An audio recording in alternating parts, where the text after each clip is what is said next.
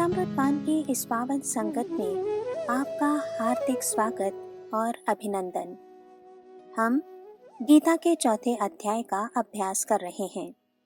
पिछले अंक में हमने कर्म की बारीकियों को समझा और कर्म, विकर्म और अकर्म क्या है ये जाना।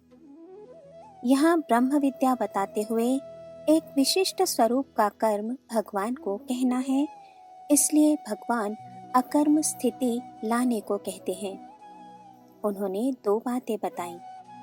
पहली बात, मनुष्य आलसी न रहे, और दूसरी बात, कर्म करते हुए वो इतना सावधान रहे कि कर्म उससे चिपके नहीं, अर्थात आलस न करते हुए शास्त्रोक्त कार्य इस शरीर से होता रहे। मैं कीचड़ में घूमूंगा, लेकिन वो कीचड़ मुझे लगेगा नहीं, यही अंतिम पुरुषार्थ है। अर्जुन यहाँ यही कहता है कि हे प्रभु, तूने मुझे कर्म सागर में छोड़ तो दिया है, लेकिन इनके बंधन से मैं कैसे छूटूं? इसका रास्ता तू ही दिखा। इसलिए भगवान ने कर्म करके अकर्म कैसे प्राप्त करें ये बताया है। कर्मण्य कर्म यः पश्येत् कर्मणि च कर्म यः स बुद्धिमान् मनुष्येषु स युक्तः कृत्स्न कर्म कुरुत्। कि परमात्मा के लिए कार्य करने वाला व्यक्ति स्वभावतः कर्म बंधन से मुक्त होता है। तात्पर्य ये है कि उसके सारे कार्य परमात्मा के लिए ही होते हैं। परमात्मा के प्रति नित्य दास्यत्व उसे सब प्रकार के कर्मों से मुक्त कर देता है। इस तरह कर्म करके भी अकर्मत्व प्राप्त कर सकने वाला ही सच्चा पुरुषार्थी होता है। अब भगवान कर्म अकर्म का रहस्य बताते हैं। न माम कर्माणि लिम्पन्ति न मे कर्म फले स्पृहा इति मां योऽभिजानाति कर्मभिर्न स बध्यते। यहाँ शास्त्री जी ने सुंदर उदाहरण दिया है कि कड़ाके की ठंड में जब बच्चा नहाने से मना करता है तो माँ खुद नहा के उसे समझाती है, देख मैं भी नहाई, ठंड नहीं लगी ना, चल तू भी नहा ले, अच्छा लगेगा। ऐसे ही भगवान हमें समझाते हैं कि कर्मालस्य न रखते हुए कर्म करके भी वो चिपके नहीं, ये स्थिति लानी है। आगे के कुछ श्लोकों में भगवान ने यही बात सुंदर तरीके से समझाई है कि जिसने ये कला सीख ली वो ही सच्चे अर्थों में जीवन को जी पाया। भगवान ने उसके लिए बुधा शब्द का प्रयोग किया है। यस्य सर्वे समारंभाः काम संकल्प वर्जिताः ज्ञानाग्निदग्ध कर्माणं तमाहु पंडितम बुधाः।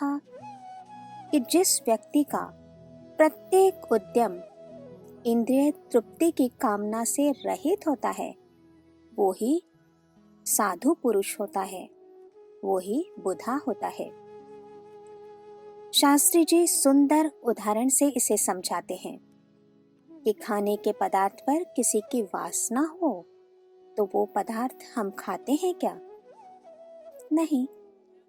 फिर जिसमें हमारी वासना अटकी हुई है, हमारे ऐसे कर्मों को भगवान भी क्यों स्वीकार करेगा? भगवान बुद्धिमान उसे कहते हैं जिसने कर्म करके भी उस कर्म की जवाबदारी टाली हुई है। ये बहुत मुश्किल बात है और ऐसा केवल समर्पण से ही संभव है। अर्पित जीवन को समझाने के लिए भगवान ने योग शास्त्र बताया है। उसमें उन्होंने पहले अग्नि में हवन करने के लिए कहा है और उसके बाद वेद रूपी ब्रह्माग्नि में हवन करने को कहा है।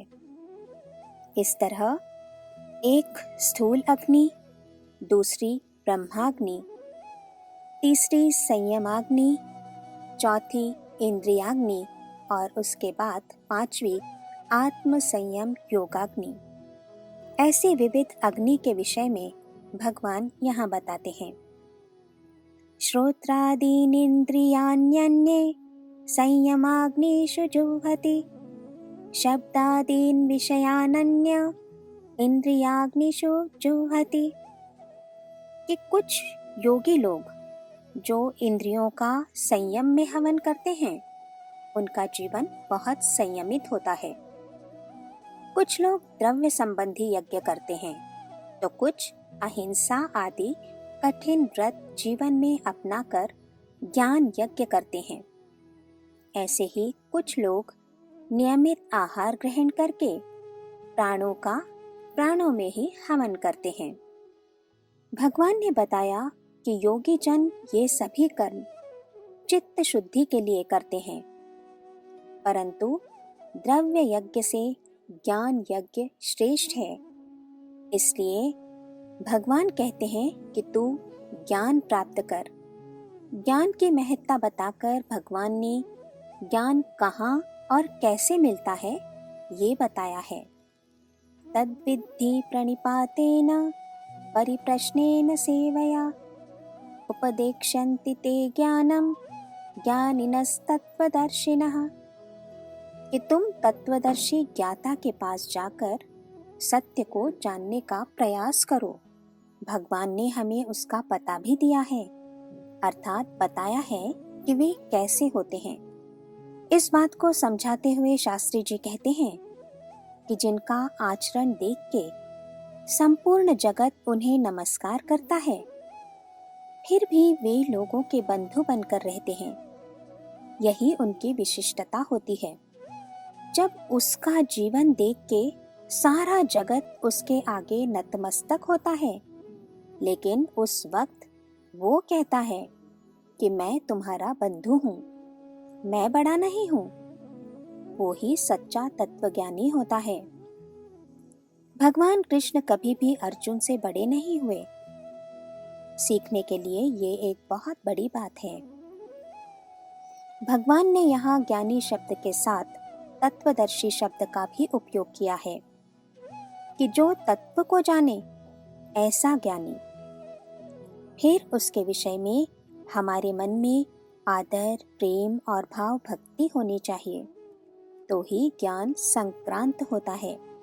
शास्त्री जी कहते हैं कि ऐसे तत्वदर्शी ज्ञानी को पहले हम जाने, पहचाने, उसके बाद हमें उससे प्रेम करना आए। क्योंकि प्रेम के विषय में ये कहावत मशहूर है कि नज़दीकियां बढ़ने पर प्रेम कम हो जाता है।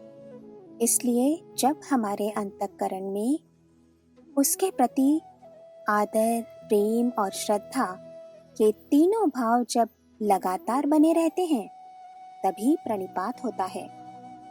अर्जुन का चुनाव इसलिए ही तो हुआ था, वरना वहां तो युधिष्ठिर, कर्ण और भीष्म पितामह जैसे कई योग्य पुरुष उपस्थित थे।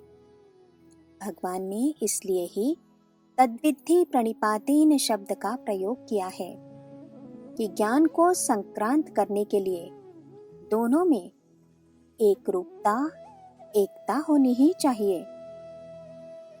आज इतना ही याद रखते हैं और यहाँ विराम लेते हैं। जय श्री कृष्ण।